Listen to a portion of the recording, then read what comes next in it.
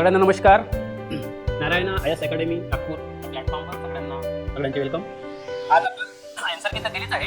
मला 100 प्रश्नांची आन्सर की मिळाली असेल, पण त्यातल्या त्यात काही प्रश्न निश्चितच चुकू शकतात, कारण प्रत्येकाचं एक ॲनालिसिस करण्याची एक जबाबदारी वेगळी असते, रिवाज पद्धत वेगळी असते. प्रत्येकच प्रश्नाची उत्तरं ही प्रत्येकच रेफरन्समध्ये सारखेच असतील असं नसते. ठीक आहे, तर मला जेवढं समजतं किंवा जेवढं माझं इतिहासाचा अनुभव आहे शिकवण्याचं आणि स्वतः वाचनाचं, त्या हिशोबाने काही प्रश्नाची उत्तरं मी माझ्या परीने देईन. ती प्रश्नाची उत्तर आयोग वेगळी करू शकतात किंवा वेगळी देऊ शकतात. ते आन्सर की आल्यानंतर आणखी एक आपण त्याच्यावर एनालिसिस करूया. पण तोपर्यंत आज जी पेपर झाले होते, आज इतिहासाचे प्रश्न अत्यंत सोपे होते असे सगळ्यांचं म्हणणं आहे. निश्चितच इतिहासाची प्रश्न आज सोपी होती. ते तुम्हाला सगळेच आले असावे असं मला वाटतं. काही प्रश्न आउट ऑफ बॉक्स असेल, एखादा प्रश्न तुम्हाला किचकट वाटला असेल, आणि 8 तरी प्रश्न किमान 10 पैकी तुम्हाला यायलाच पाहिजे होती, कारण ती सोपी स्वरूपाची होती निश्चितच. तर बघूया या इतिहासाच्या 10 प्रश्नाची एनालिसिस. तर पहिला प्रश्न होता प्रार्थना समाजाच्या संदर्भात. मी तुम्हाला आधीच प्रार्थना समाजाच्या संदर्भात असू द्या, सत्यशोधक समाजाच्या संदर्भात सुद्धा क्लासमध्ये समजून सांगितलं की याच्यावर प्रश्न येणार म्हणजे येणारच, आणि त्याची संदर्भातली लोक तुम्हाला सांगितली होती. तर त्या संदर्भातली लोक जी आहेत ते बघा, आपण जेव्हा प्रार्थना समाजाच्या संदर्भात जेव्हा बोलतो आपण, तर प्रार्थना समाजाशी संदर्भित असणारी जी लोक आहेत त्यामध्ये नामदार जोशी हे प्रार्थना समाजाशी संदर्भात आहेत.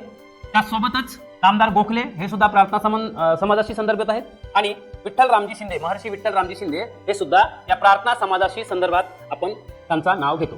परंतु नामद जोशी यांनी सोशल सर्व्हिस लीग स्थापन केली कधी? तर 1911 मध्ये. हे आपल्याला माहिती होतं.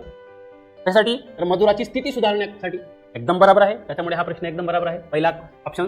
दुसरा आहे की नामदार गोखलेंनी सर्वंट ऑफ इंडिया सोसायटी म्हणजे भारत सेवक समाज नावाची 1905 ला ही संघटना स्थापन केली. आपल्याला माहिती आहे, आपण क्लासमध्ये शिकलोय हे. त्यामुळे ते म्हणतात की मला देशसेवेसाठी चांगले कार्यकर्ते निर्माण करायचं आहे. हे सुद्धा एकदम बरोबर आहे. तिसरा आहे महर्षी विठ्ठल रामजी शिंदे यांनी डिप्रेस क्लास मिशन सुरू केली 1908 ला, बरोबर. आणि हे सुद्धा अस्पृश्यांच्या उन्नतीसाठी इंडिपेंडंट काम करताना आपल्याला दिसतात. बरं, हे तिन्ही लोक प्रार्थना समाजाच्या संदर्भात जरी आपण बघितलं असतं तरी त्या तिन्ही लोकांचा वेगवेगळ्या सेक्टरमध्ये काम दिसतो, बरोबर. म्हणून हे तिन्ही सेंटेन्स बरोबर आहे. आता राहिला प्रश्न ऑप्शन सी. तर ऑप्शन सी च्या संदर्भात त्यांनी म्हटलं आहे की अनाथाश्रम काढले. अरे हो, अनाथाश्रम काढले, परंतु नाशिकच्या संदर्भात नाही, तर ते आहे पंढरपूर. तर पंढरपूर. त्याच्यामुळे हा उत्तर आपल्याला या ठिकाणी चुकीचा वाटतो. त्याच्यामुळे आपण जर आन्सरवर पोहोचतो म्हटलं तर ए बी डी ज्या ऑप्शन मध्ये असेल तो उत्तर कुठे आहे? मग ए इथं नाही आहे, इथं नाही आहे, ए बी इथे नाही आहे, तर आहे ए बी डी. लक्षात घ्या, हे जे काही आन्सर चुकून आले आहेत त्याला आन्सर पकडायचे नाही. करेक्ट आन्सर हा आहे ए बी डी. तर प्रार्थना समाजाच्या संदर्भात आपण बघितलं की 1867 मध्ये प्रार्थना समाज स्थापन झाला आहे, आणि याच्या संदर्भातल्या बऱ्याच गोष्टी आपण क्लासमध्ये सांगितलेल्या आहेत. आय होप सो प्रार्थना समाजावर कुठल्याही पद्धतीचा प्रश्न आला असता तुम्हाला निश्चितच आला असता. चला दुसऱ्या प्रश्नावर जाऊया. दुसरा प्रश्न आहे मुंबई पोलीस कमिशनरने ब्रिटिश राजवटीविरुद्ध कारवाया करणाऱ्यांना फाशी देण्यासाठी वधस्तंभ उभारले. वधस्तंभ म्हणजे काय रे? कासावर लटकवतात ना, ठीक आहे. तर ते हँगिंग करायसाठी तर ते वधस्तंभ उभारले. कोणी उभारले ते विचारलं आहे, लक्षात घ्या. हे का उभारले तुम्हाला माहिती असेल. कदाचित तुम्ही शिकत असताना 1857च्या उठावामध्ये 1857चा उठाव सगळं भारतभर पसरलेला असतात ना, म्हणजे मध्य भारतात पसरले असतानाच मुंबईसारख्या महाराष्ट्रामध्ये पसरू नये म्हणून, ठीक आहे, कुठे मुंबईमध्ये पसरू नये म्हणून तिथला कमिशनर म्हणजे कोण रे? हा जो चार्ल्स प्रोजेट आहे, हा व्यक्ती लोकांना घाबरवायसाठी म्हणजे उठावकर्त्या लोकांना घाबरवण्यासाठी त्यांनी वधस्तंभ उभारले होते. त्यातल्या त्यात काही 2 लोकांना त्यांनी टोपीच्या तोंडावर सुद्धा दिलं होतं, तुम्हाला ऐकलं असेल इतिहासात. आणि म्हणून या वधस्तंभ उभारण्याचं मागचं कारण काय होतं की मुंबईत परत 1857च्या उठावाला बाकी बंडखोरांनी तिथे मुंबईपर्यंत पसरू नये, हा त्याचा मागचा उद्देश होता. आता मुळात हा प्रश्न आउट ऑफ बॉक्स म्हणून मानला जातो, बरोबर. आउट ऑफ बॉक्स का बरं? कारण हा रेफरन्स तुम्हाला फारसा कुठल्या पुस्तकात किंवा सहजरित्या ते दिसत नाही. त्याच्यामुळे हा एक प्रश्न त्या 10 प्रश्नांपैकी मला असं वाटते की हा आउट ऑफ बॉक्स असावं. आणि पोलीस कमिशनरच्या संदर्भात विचारला तर लक्षात घ्या, पुढे जेव्हा ग्रुप सी किंवा कुठल्या एक्झामसाठी तुम्हाला लक्षात ठेवावं लागेल की हा पोलीस कमिशनर कुठला होता? हा मुंबईचा होता. कोण रे? Charles project. आता इथं बऱ्याच लोकांनी सर अँड्रू फ्रेजेस मारला आहे, पण हे चुकीचं आहे. हा बरोबर आहे. आता सर अँड्रू फ्रेझरच्या संदर्भात तुम्हाला इथं दिला गेला आहे, लक्षात घ्या. तर बंगालची फाळणी 1905 ला झालेली आहे. तर बंगालची फाळणी कोणी केली? तर बंगालची फाळणी माहिती आहे सर आपल्याला लॉर्ड कर्झनने केली. अरे लॉर्ड कर्झनने जरी बंगालची फाळणी केली असली तर त्या बंगालच्या फाळणीच्या संदर्भात त्याची प्रेरणा जी होती, त्याची उपाययोजना जी होती, त्या अँड्रू फ्रेझरने केली होती. म्हणजे ती कल्पना जी होती बंगालची फाळणीची ती याने केली, ठीक आहे. परंतु या प्रश्नाच्या संदर्भात खऱ्या आन्सर काय आहे? चार्ल्स प्रोजेट, ठीक आहे. तर चला आपण दुसऱ्या प्रश्नाकडे जाऊया. हा, आता हा जो प्रश्न आहे, हा प्रश्न साऱ्या लोकांना सोप्या कॅटेगरीतला वाटला असेल कदाचित, परंतु पेपर सुटल्याच काही विद्यार्थ्यांचा मला फोन आला होता, आणि त्यांचा प्रश्न असा होता की सर याचा प्रश्न काय मारू मी? लोकमान्य टिळक मारू की शिवराम परांजपे? कारण काही लोकांनी शिवराम परांजपे मारले आणि काही लोकांनी लोकमान्य टिळक. आता मॅक्सिमम लोकांनी लोकमान्य टिळक मारले, आणि आपण सुद्धा लोकमान्य टिळकांकडे जाऊया. म्हणजे सध्या तरी आपण लोकमान्य टिळक आयोगाची आन्सर की येतपर्यंत हा आन्सर पकडू, आणि मला तरी असं वाटतं की त्याचा आन्सर लोकमान्य टिळकच देईल. पण काही लोकांना शिवराम परांजपेच्या संदर्भात प्रश्न पडले असावे. आता मुळात अच्युतराव कोलटकर आणि पृथ्वीराज हेरगीर हे दोघं ते येणारच नाही. आता इथं दोघांना पडणारा प्रश्न 50-50. यांनी प्रश्न विचारलाय की ब्रिटिशांनी मुझफ्फर बाम खटल्यामध्ये, ठीक आहे. आता ब्रिटिशांनी मुझफ्फर बाम खटला म्हणजे काय रे, तर तुम्हाला माहिती आहे खुदिराम बोस आणि प्रफुल्ल चाकी यांनी काय केलं आहे, किंग्सफोर्डच्या टाकलेलं आहे. आणि त्याच्यामुळे त्यांना लोकमान्य टिळकांनी त्यांच्यावर टीका सुद्धा केली आहे ब्रिटिशांवर. ज्या घटने म्हणजे त्यानंतर जे चित्तरंजन दासराव वगैरे पकडलं आणि त्याच्यामुळे त्यांच्यावर काय केलं, टीका केली आहे. कोणत्या टीका केली आहे पत्र केसरीमध्ये, की हे उपाय टिकाऊ नाही किंवा देशाचे दुर्दैव. त्याच्यामुळे त्यांना 1908 मध्ये लोकमान्य टिळकांना काय केलं गेलं आहे, 1908 मध्ये त्यांच्यावर देशद्रोहाचा गुन्हा दाखल केला आहे. आणि देशद्रोहाचा गुन्हा दाखल करून त्यांना मंडालीला पाठवलं आहे. आणि त्या ठिकाणी त्यांना 6 वर्षाची सजा झाली आहे. बरोबर. आता यांना 6 वर्षाची शिक्षा झाली आहे. कोणाला, आपल्या लोकमान्य टिळकांना. परंतु त्याच वर्षी काळकर्ते ज्यांना म्हणतो आपण, शिवराम परांजपे काय म्हणतो यांना, काळकर्ते. का बरं काळकर्ते म्हणतो, कारण काळ या वृत्तपत्राचे ते लेखक संपादक आहेत.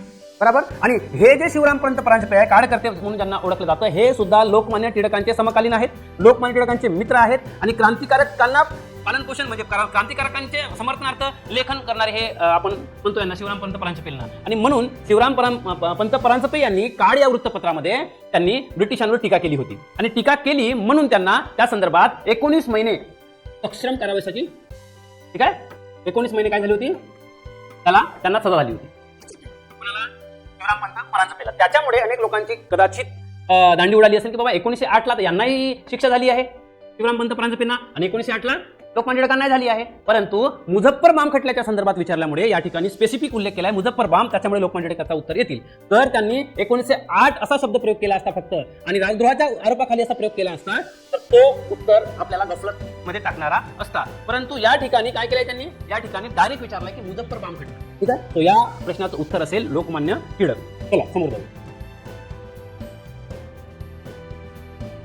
आता हा तर अत्यंत सोप्या स्वरूपाचा प्रश्न होता.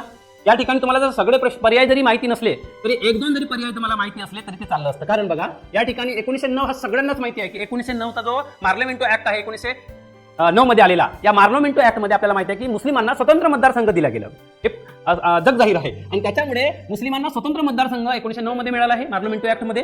त्याच्यामुळे आता प्रश्न असा आहे की पी ला जर 1 लागत असेल तर या ठिकाणी चौथा ऑप्शन गेला. आता 3 ठिकाणी 1-1 दिला आहे. त्याच्यामुळे आणखी तुम्हाला सेकंड ऑप्शन चेक करून पाहावं लागेल की भारत मंत्री पद जे आहे ते आपल्याला माहिती आहे की 1957च्या उठावानंतर त्यावेळेस ब्रिटिशच्या राणीने भारतामध्ये असणारी जी ईस्ट इंडिया कंपनी आहे तिची सत्ता आपल्या अंतर्गत केली. आणि त्याच्यामुळे 1957च्या नंतर 1958ला राणीने एक जाहीरनामा काढला. आणि 1958 मध्ये जाहीरनामा काढून ते गव्हर्नर जनरलचं गव्हर्नर जनरलचं व्हाईसराय हे पद निर्माण झालं. आणि त्या व्हाईसराय पदासोबत एक नवीन पद निर्माण झालं, त्याचं नाव होतं भारत मंत्री पद. आणि या भारत मंत्री पदाची निर्मिती कधी झाली रे, 1900 झाला.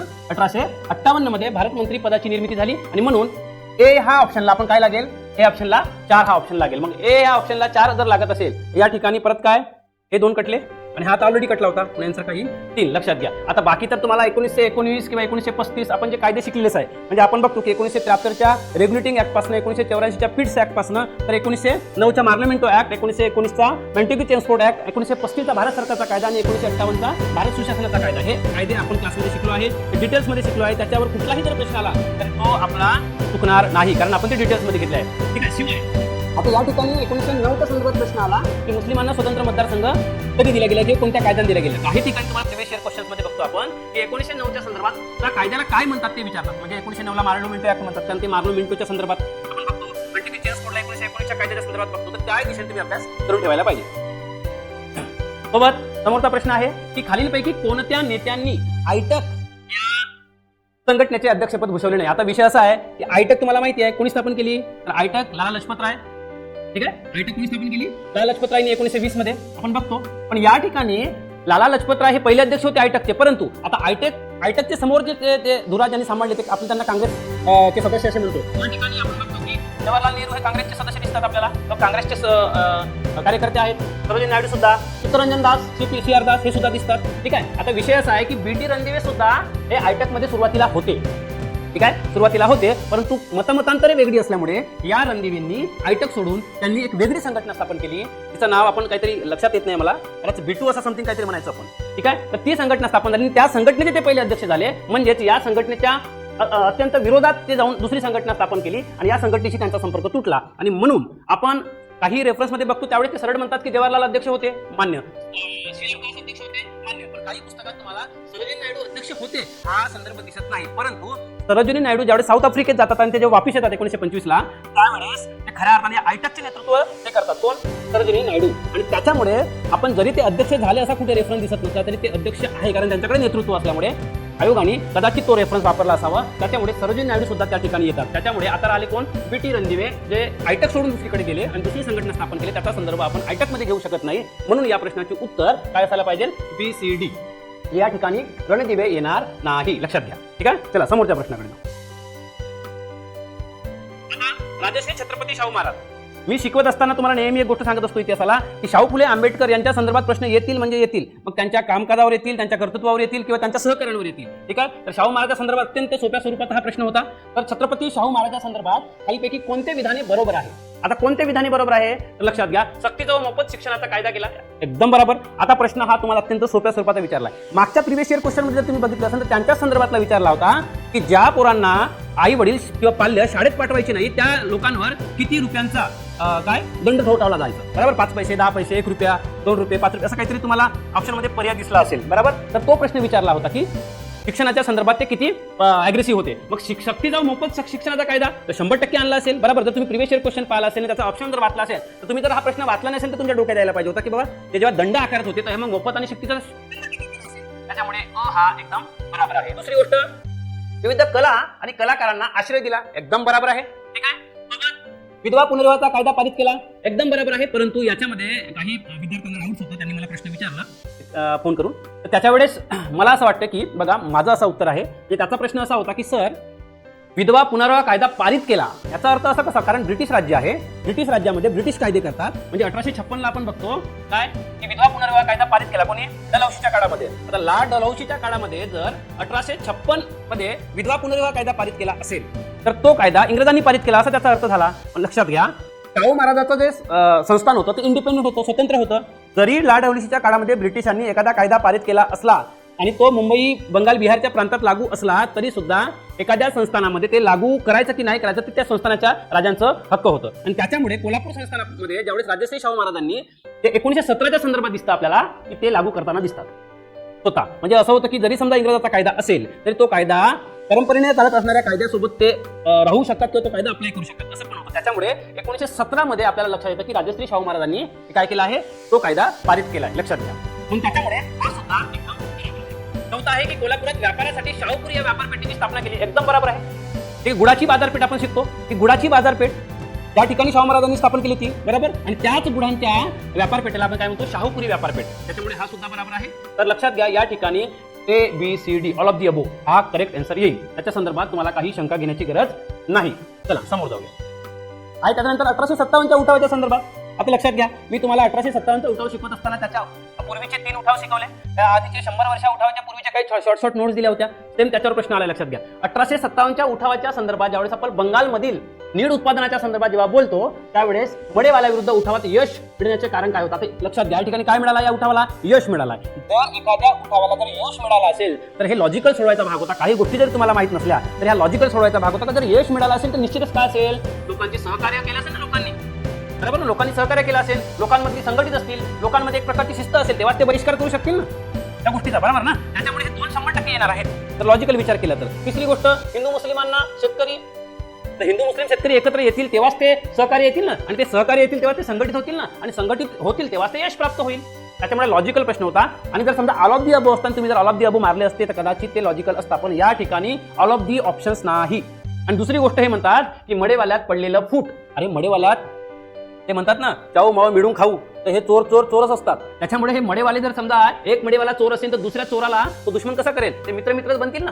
त्याच्यामुळे त्यांच्यात फूट कशी पडेल, पहिली गोष्ट. त्याच्यामुळे लक्षात घ्या, लॉजिकली म्हणजे तुम्हाला हास्यास्पद वाटेल, परंतु या ठिकाणी मडेवाल्यात पडणारी फूट हा लॉजिकल ठीक वाटत नाही. आणि जर 4 ऑप्शन जर असतात तर कदाचित मारले असते तर कदाचित चुकला असता, परंतु या ठिकाणी तुम्ही हे ऑप्शन्स मध्ये नसल्यामुळे कोणत्या ऑप्शन्स वर जायला पाहिजे, ABD. त्याच्यामुळे ABD आन्सर कुठे आहे रे, ABD हा आन्सर क्रमांक 2. ठीक आहे, तो 1857च्या उठावर पडलेला हा प्रश्न सोप्या स्वरूपाचा, लॉजिकल स्वरूपाचा होता. आता या ठिकाणी सुद्धा काही लोकांना वाटत असेल की सर मला हे माहिती नव्हतं, काही 1-2 माहिती होतं पण ते उत्तर निघत नव्हतं, डबल होतं. अरे तुला माहिती आहे ना की भिल्लाचा उठाव कुठे झालं, ठेल आपण सेट ठेला शिकलो खानदेशामध्ये महाराष्ट्रामध्ये, ठीक आहे. तर या ठिकाणी जर समजा डी ला 1 लावलं, या ठिकाणी सरळ सरळ तोला 50% वर आला आपण, बरोबर. आणि त्या ठिकाणी आपल्याला बघतो की हे जे बंड झालेले आहेत 1857च्या उठावाच्या पूर्वीचे जे उठाव झाले आहेत, मग ते सिद्धू आणि कानूचा उठाव असू द्या, त्यांनी नेतृत्व केलं, त्यानंतर संथालाचा उठाव असू द्या, संन्यासांचा उठाव असू द्या, त्या उठाव आपण वर्गात शिकलेलो आहे. त्याच्या संदर्भात फार तर फार काय एरिया विचारलाय आपल्याला, एकदम डिटेल्स पण विचारलं नाही. त्याच्यामुळे डिटेल्स मध्ये 2-3 जरी माहिती असेल तरी आन्सर पर्यंत पोहोचतो आपण. आपल्याला माहिती आहे की आपला हा जो संथालाचा उठाव आहे तो कुठे आहे, बंगालच्या संदर्भात आपण बघतो. म्हणजे सी ला काय यायला पाहिजे, 4 यायला पाहिजे, ते तर कुठंच नाही. हे जर 2 तुम्हाला माहित असले तरी आन्सर पर्यंत तुम्ही पोहोचू शकले असते. त्याच्यामुळे याचा आन्सर काय असणार आहे, 1 असणार आहे. बघा याच्या संदर्भात अनेक गोष्टी तुम्हाला नोट्समध्ये सुद्धा आपल्या क्लासमध्ये डिटेल्समध्ये दिल्या आहेत. तुम्हाला याच्यावर कोणताही प्रश्न आला तर ते काही चुकणार नाही. आता हे तर तुमच्याकडनं पाठ करून घेतलं होतं. जर आपल्या क्लासच्या विद्यार्थ्यांना आपण जर विचारलं तर हे पाठ घेऊन टाकलं होतं आपण की आपल्याला इंडियन नॅशनल काँग्रेसच्या संदर्भात प्रश्न पडतील. म्हणजे 28 डिसेंबर 1885 ला राष्ट्रीय काँग्रेस स्थापन झाल्यापासून पहिला अधिवेशन कुठे झाला, दुसरा कुठे झाला, तिसरा कुठे झाला, चौथा कुठे झाला, त्याचे अध्यक्ष कोण होते, पहिले कोण, दुसरे कोण, तिसरे कोण, चौथे कोण, पाचवे कोण, मग वैशिष्ट्य काय होते, किती सदस्य होते, याचा एक चार्टच बनवून दिला आहे. बघा त्या चार्टवरच प्रश्न आहे, पहिल्या चार्टवर. कारण आपल्याला माहिती आहे की 1885 ला राष्ट्रीय काँग्रेसची स्थापना झाली आणि राष्ट्रीय काँग्रेसचे संस्थापक अध्यक्ष कोण आहे, त्याच्यामुळे हा तर असंच कटला. दुसऱ्या अधिवेशनाचे अध्यक्ष दादाभाई पारखे होते, हे कटलं. मग राहिले कोण, लक्षात घ्या, बद्रुद्दीन तय्यबजी हे या अधिवेशनाचे अध्यक्ष होते, लक्षात घ्या. अत्यंत सोपी कॅटेगरीतला प्रश्न होता हा. समोर जाऊया. काय मग आता बघा, हे तर तुम्हाला पाठ झालं असेल, बरोबर. कारण हे वारंवार येऊन गेले. आता तुम्ही जर पुस्तक जर नाही वाचले, रेफरन्स जर नाही वाचले, प्रिव्हियस इयर क्वेश्चन जरी वाचले, तुम्हाला हे प्रश्न वारंवार दिसतील. कारण आपण ज्यावेळेस समाज सुधारक शिकतो, या समाज सुधारकामध्ये ब्राह्मणेतर चळवळी, सत्यशोधक चळवळी या संदर्भात आपण हे बघतो. आता लक्षात घ्या, ज्यावेळेस आपण मुकुंदराव पाटील म्हणतो तर मुकुंदराव पाटीलच्या संदर्भात सरळ दिनमित्र वृत्तपत्र येतं. ज्यावेळेस श्रीपतराव शिंदे म्हणतो, त्यावेळेस विजय मराठा, त्यावेळेस आपण वालचंद कोठारी म्हणतो, जागरूक, आणि भगवंतराव पाडेकर जागृती. अत्यंत सोप्या स्वरूपाचं असे वृत्तपत्रांची तुम्हाला डेट्स दिले होते, त्यांचे संपादक दिले आहेत नोट्समध्ये. तुम्हाला ही प्रश्न अत्यंत सोप्या कॅटेगरीचे इतिहासात यावेळी विचारले आहे, त्याला दुमत नाही. चला त्याचं उत्तर काय आहे, तर 1 चा 4 वालचंद कोठारीचा काय, जागरूक 3, 3 चुकलं काय, मुकुंदराव पाटील